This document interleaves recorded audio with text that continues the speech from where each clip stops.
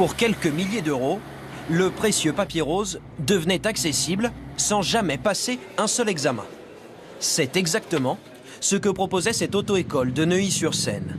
Son gérant, Patrick Antonelli, l'époux de la chanteuse Amel Bent, a ainsi obtenu 258 permis de conduire pour des hommes d'affaires, des stars du football et des journalistes. Parmi eux, Samir Nasri, Jérémy Ménez, Lévin Kurzawa ou encore Ali Badou. Le chroniqueur Ali Badou, lui aussi mis en cause, a reconnu sur Twitter avoir bénéficié de la combine.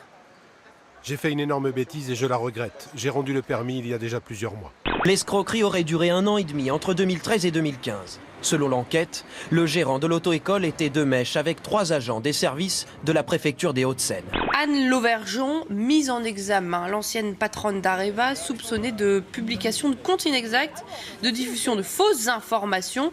C'était lors du rachat en 2007 d'une société minière, opération désastreuse pour le géant français du nucléaire. Et les juges cherchent aussi à savoir si ce rachat, guère judicieux, ne cache pas des faits d'escroquerie et de corruption. L'entreprise Uramine ayant été achetée 5 fois plus cher que le prix proposé l'année précédente.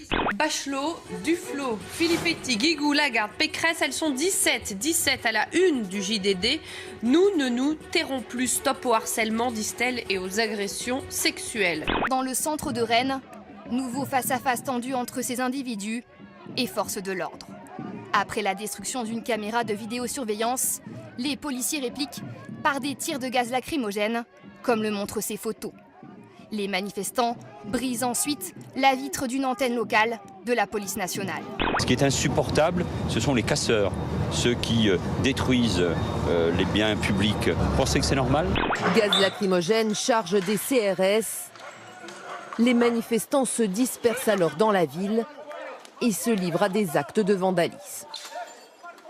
Sur ces images, on les voit démonter la palissade d'une agence bancaire qui avait tenté de se protéger. Décidément, cette loi travail, elle aura perturbé beaucoup de monde. On l'a vu cette semaine, 24 députés socialistes prêts à voter une motion de censure contre le Premier ministre. Ce soir, Martine Aubry elle-même déclare, je cite, que le recours au 49.3 n'est pas acceptable. Après l'annulation du concert de Black M, dans les rues de Verdun, les échanges sont parfois tendus. Ça faisait plaisir, au moins on aurait une belle activité à Verdun, c'est une petite ville. C'est pas souvent qui est... C'est pas... Pas ton avis, garde-le. L'annulation du concert a immédiatement été saluée par le Front National. Au gouvernement, en revanche, la ministre de la Culture dénonce un ordre moral nauséabond. Le chanteur Black M a réagi sur les réseaux sociaux en publiant cette photo. Rappelle que son grand-père a combattu avec les tirailleurs sénégalais pendant la Seconde Guerre mondiale. Celui qui désignait la France comme un pays de mécréants en 2010 se dit aujourd'hui fier d'être un enfant de la République. Elle coule et rien ne peut l'arrêter. Voici au plus près la lave torrentielle du Mont Granier. Des blocs de plusieurs tonnes ont été déplacés. Ces images ont été filmées ce vendredi par les scientifiques qui observent en permanence le site. Le phénomène est rare et difficile à observer. La doyenne de l'humanité, c'est cette personne, cette femme, Emma Morano. Elle a 116 ans, elle est la dernière personne connue au monde qui soit née au 19e siècle. Son aîné de quelques mois était décédé jeudi à New York.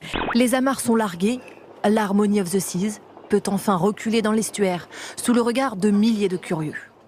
Puis c'est le moment tant attendu, la manœuvre délicate. Le géant des mers de 100 000 tonnes doit effectuer un demi-tour pour enfin prendre son élan seul et s'éloigner direction l'Angleterre et Southampton.